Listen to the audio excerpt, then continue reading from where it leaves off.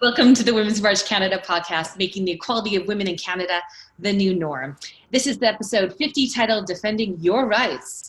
My name is Melissa Durrell and I'm your host. Women's March Canada inspires and unites and leads the charge for the advancement of women across Canada.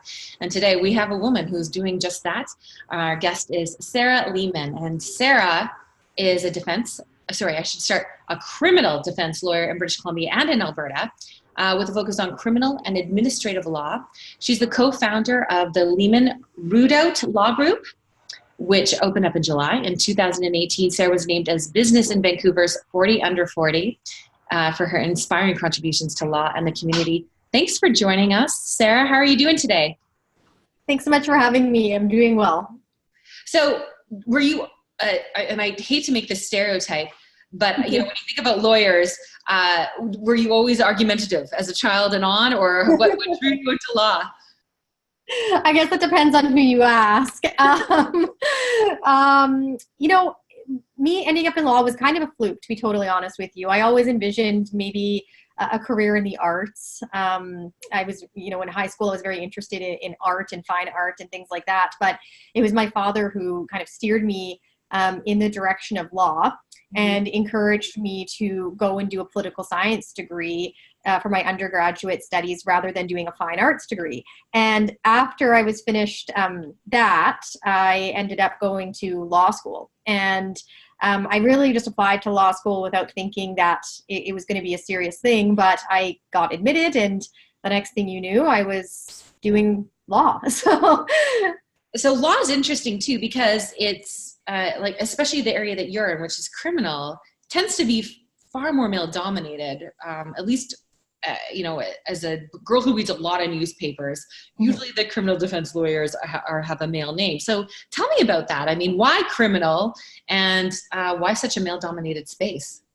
Yeah, absolutely. So I was drawn to criminal law when I was in law school. I found it to be the most interesting subject that I had, and I geared my education towards criminal law. So I did all of the criminal law electives whenever I could. And quite frankly, I just thought it was the most engaging aspect of the law, just because of the human element, but also there's a lot of interaction with our rights and defending the rights and liberties of people who are often marginalized or vulnerable. And to be totally honest with you, when I was a child, I was really interested in crime. I was a weird child who just enjoyed reading about serial killers and watching horror movies. And so I found that case law to be much more engaging and interesting rather than reading about, tax law or torts. So that's how I ended up there. It is very male dominated. It continues to be extremely male dominated, particularly on my side of the fence. So most of the women who are in criminal law are usually in Crown Counsel positions. Yeah. So they work for the government, and there's good reasons for that. They have very good benefits. They have maternity leave. They have all kinds of nice perks that allow them to balance their personal life and their professional life. Unfortunately, on the defense side of things, we don't have that. And so that's why you often see women entering the field of criminal law or criminal defense at roughly the same proportion as men, but they just don't end up staying. So that is a major, major hurdle that we have, and we have to overcome in order to make sure that we do have gender parity in this profession. Agreed. Now, are most of the people you're defending male? Yeah, I would say the vast majority of my clients are men. I do have female clients as well, of course. But I think it's just a culture that we live in, which tends to, encourage males to engage in riskier behavior. And it leads sometimes to a path of having to hire a criminal defense lawyer. Yeah. And so, I'm curious about it because, obviously we all watch, and I'm sure this has nothing to do, but, you watch those criminal justice shows, and, you're often defending people that have done really horrific things. How do you get around that? How do you feel about that? Yeah, there has to be some kind of divide there, professionally speaking, when you are dealing with, clients who may have objectively done something that's really not great. And, you know, I do have a certain degree of leverage in terms of I am able to, you know, not take clients if I don't need to, or if I'm, you know, particularly opposed to whatever they've been accused of. So I am in a privileged position in that way where, you know, many other defense lawyers may not be. But that being said, you have to always remember in this job that people are accused of these crimes. They aren't convicted of them. And so we have to make sure that we aren't stigmatizing them from the very get-go. Often, you know, one side of the story is just one side of the story, and there's a different side to it as well. And we need to make sure that we act as agents of, you know, the justice system in terms of performing those truth-seeking functions and finding out what happened and finding out what both sides of the story are in order to make sure that people do have proper defense and proper legal counsel as they navigate the justice system. I was speaking with he's a police officer actually, and one of the things he said to me is the justice system is not working the way that it should these days. And I'm curious because, I mean, this is obviously one-sided. It's from a police officer who, you know, feels like they make these arrests and then people are back out on the street that night or whatever it might look like. And there's a lot of plea bargains that happen.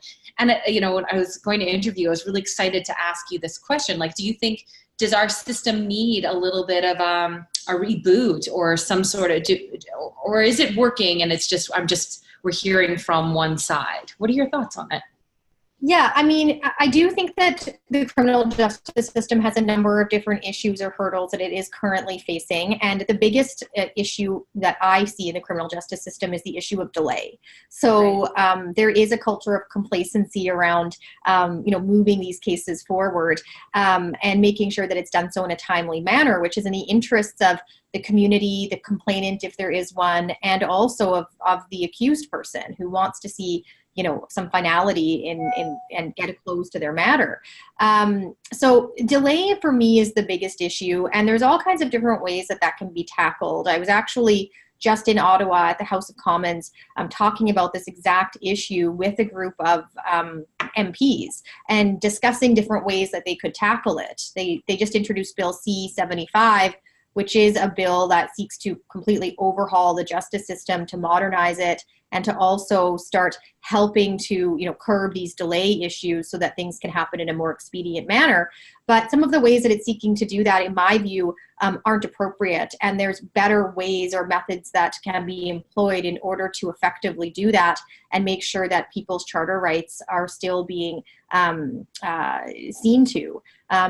So, for instance, you know, I would like to see courtrooms that have, you know, more technology. I would like to see the use of, you know, this lovely, you know, Skyping systems and things like that, rather than having to do, you know, personal appearances that require so much traveling time and resources. So that's just one suggestion, but there's many, many other suggestions out there about how we can reform the justice system. I'm happy to hear, though, that it's actually on the table. I didn't realize that these conversations are going on. And I'm curious, at that table, are there other women at it, or is it mostly who's being asked their opinions on it? Yeah, actually, the panel that I was on was supposed to be myself and two other women, but then it was delayed because there was a vote, an emergency vote in the House.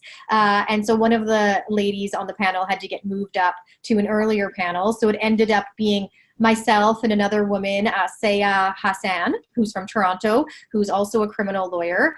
And we were combined with the final panel. So we did have some men on there in the end. But I was really excited to have an all-female panel. But I do find that whenever I go to speak at the House of Commons or in front of the Senate, that there is gender parity, more or less. There's a lot of female voices. There's a lot of women who are invited to talk. And I love to see that. And I love presenting alongside women who are in those positions as well. That's really great to hear, because we don't see that, you know, as someone who's on the other side. You don't get to see those faces very often. I was really happy to hear that you won the 40 under 40. We need to see more women who are successful in what they're doing and see their faces and see, you know, and look at their bios. I think that's so important. Talk to me about the West Coast, because it's really cool to talk to someone from out West, because I think in Ontario, we have our own preconceived notions, misconceptions about the West, and there's a lot going on out there. So I'm kind of interested about, well, I mean, I think Kinder Morgan's kind of interesting, and like, what's going on out there? There's a lot going on. It's really nice here. Yeah, I mean, there's you got snow early though. That's not as nice. Yeah, yeah, it's a little earlier here, but no, it's great. And I mean, there's a lot going on right now in terms of the cannabis industry and the cannabis space. I mean, I almost feel like, Ontario is, kind of the center of Canada in a lot of different ways. Lots of eyes on Ontario, particularly right now with, this whole Doug Ford situation and him invoking the notwithstanding clause and all of that interesting stuff. Yeah. But out here in BC, it's just funny to see that cannabis is going to be legal in exactly 3 weeks.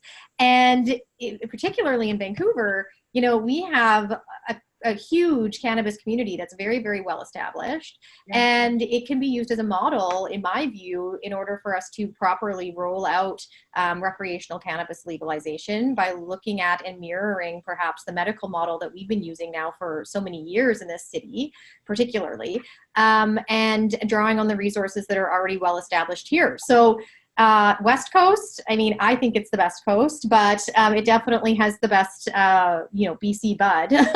So I think we have a lot to contribute there. Yeah, and what an interesting, I mean, why are we not, why are we trying to recreate the wheel? Why are we not going? Because, I mean, while it hasn't been technically legal, the West Coast has been dealing with this for the last, probably about a decade, right? Mm-hmm. Of just that, because you've got California close to you too. So, yeah. And I think I guess medicinally it's been legal for a while, but so it's interesting. Do you have people coming over and investigating it, and how does that affect you as a criminal lawyer too? Do you find there's that's really changing the court system in the sense that that little bit of bud 10 years ago would have been something you'd have to go to court on, and now no one's even looking at it?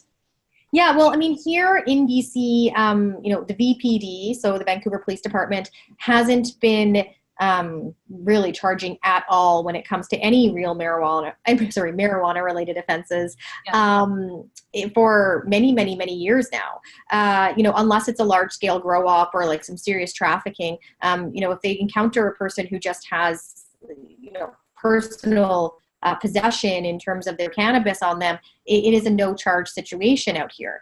And I don't see that, really changing very much, but we do have all these new laws under the Cannabis Act, which create, I think, 45 new criminal offenses for cannabis, including the impaired driving offenses, which are now going to be different, as well as possession offenses. So there's a lot in there, and it's going to be interesting to see how police tackle that and how they enforce it moving forward. So I anticipate that it's going to be a lot of work for criminal defense lawyers, a lot of new territory that we're going to have to learn, and it's going to be a lot of work for police as well. Yeah, it sure will be. It's going to be interesting times I'm wondering, politically, there's a lot going on out west as well. Is that something you've ever been interested in? Have you thought about politics?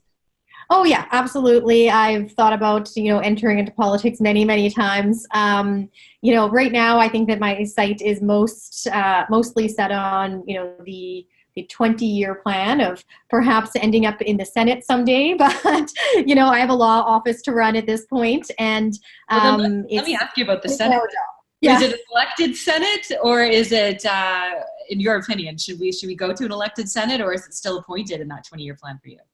I really back the appointed Senate model. And I have to tell you that I've had the privilege and the opportunity to appear in front of both elected officials in the House of Commons and also appointed officials in the Senate. And I do find that the appointed officials kind of have a little bit more independence in order to be able to examine issues from a more objective standpoint, if you will. They're not there towing a particular party line. They're not worried about their electoral base. They're not worried about, whether they're going to make it into office again during the next campaign cycle. So they are there and they have one job to do, essentially. And of course, nobody's objective. Everybody brings their own set of assumptions and views to the table.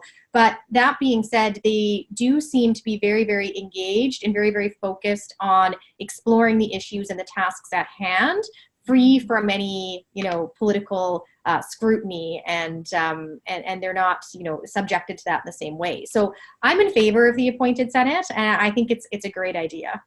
Yeah, I've struggled with it over my lifetime, because I do, obviously, I'm a former journalist, and so watching some of the journalists go in there, and some of them controversially, I wonder if maybe the people would make better decisions than some of our politicians on who should be in the Senate. But I do think that you make a really good point.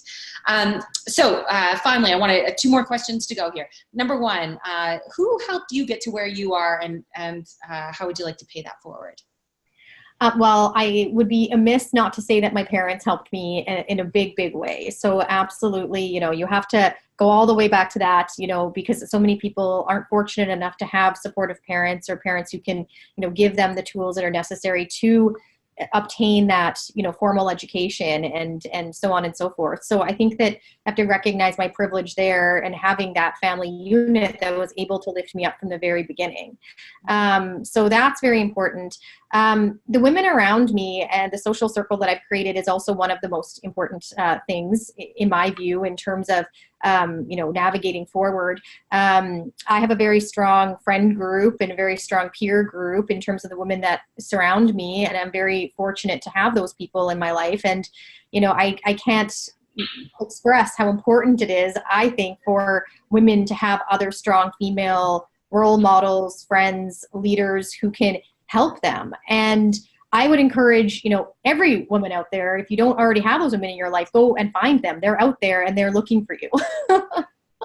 No, you're so right. And how can people find you? So what are your social, Twitter, Insta, all those kind of things? How can people find you?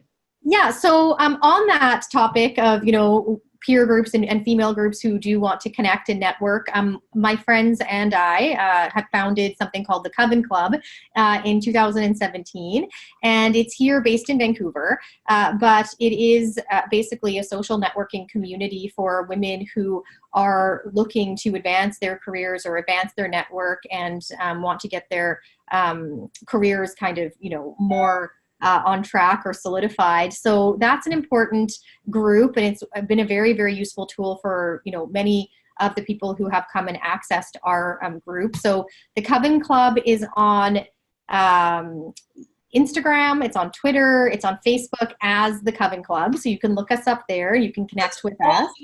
All women, and it's meant to be like mentor and create networks for women. That's right. So we have in Vancouver, or can we start it across the country? We would love to start it across the country, but right now our only chapter is here in Vancouver, and it's very peer and community driven. So the needs of our members shape what our agenda is, and kind of what we're doing in terms of programming. So we have a lot of meetups where we just get to network. We also have a podcast. We have informational newsletters that go out, and then we just support each other. So we let each other know about different opportunities. We nominate each other for other opportunities. It's about having those skill sets and having those women who are backing you as part of your coven to actually lift you. So that's a really important resource that I have at my disposal, and anybody who's in Vancouver who's listening, who's interested in getting involved, you can definitely find us on Twitter, Instagram, and Facebook at the Coven Club. So that's how you find that. If you want to find me, I'm on Twitter and Instagram at Sarah Leamon Law. And then my website is sarahleamonlaw.com. So you can find me on there. You can email me, you can call me, or you can direct message me on any of those social media platforms. Perfect. I just thought of something really quick. Bill Cosby got sentenced yesterday. What did you think of that case? I saw that. Yeah. Yeah, that's crazy. That case. I mean, it was pretty controversial, and I didn't watch it all the way along, but I mean, as a criminal lawyer, what did you think? He's in jail tonight.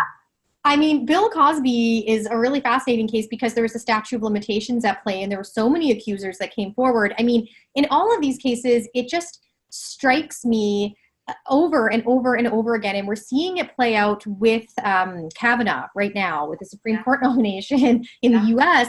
It's these women who come forward and share their stories, and they're just not believed, and they're not believed, and they're undermined in so many different ways. And then for me, it's just absolute nonsense that people are saying, well, why didn't you come forward sooner? And it's like, well, people aren't believing them now. And so I know how difficult it is to come forward sooner. It's just a culture of, absolute complacency when it comes to supporting these sex offenders, quite frankly, and rising them up on a pedestal. I mean, we see that we have, Donald Trump, who is still the president, it makes no sense to me when at the same time, Kevin Spacey, who played a fake president on television, had one male accuser come forward and we held him to a higher standard. Yeah. So it's just mind-boggling to me. I'm disturbed by it as a feminist, and, not to say that, every person that comes forward identifies as a victim is a victim, but we do have to, as a society, put more stock into what women are saying and speaking about their experiences and coming forward, because every time someone comes forward and the media says, we don't believe you, it just silences more victims. Believe women, Sarah. That's what we've been saying. Yeah. But I do have some hope, though, that Bill Cosby ended up getting a pretty harsh sentence there for what I thought he would walk away from completely. Yeah. That is encouraging. Thanks. I was like, oh my gosh, I have to talk to her about Kavanaugh, and I got to talk to her about the Cosby. So I'm glad you're talking about it. So great to talk to you. I really enjoyed it, and I wish you the best of luck with everything that you've got going on in your future. And I know it'll be amazing. So thanks to our guest, Sarah Leamon. Thank you. And thanks to everyone who tuned in to listen. Your comments are welcomed and encouraged. Please subscribe to our Women's March Canada channel and receive updates every time we upload a new podcast, usually on Fridays. Our mission across Canada is to stand together in solidarity with our partners and children for the protection of our rights, our safety, our health, and our families, recognizing that our vibrant and diverse communities are the strength of our country. This is the Women's March Canada podcast. You'll find us on Twitter at Women's March CDA and on our website at womensmarchcanada.com. I'm Melissa Durrell, and I'm wishing you an amazing day. Thank you. Believe women. That's awesome. You're amazing. Thank you so much. Oh, yeah. Thank you. So can I find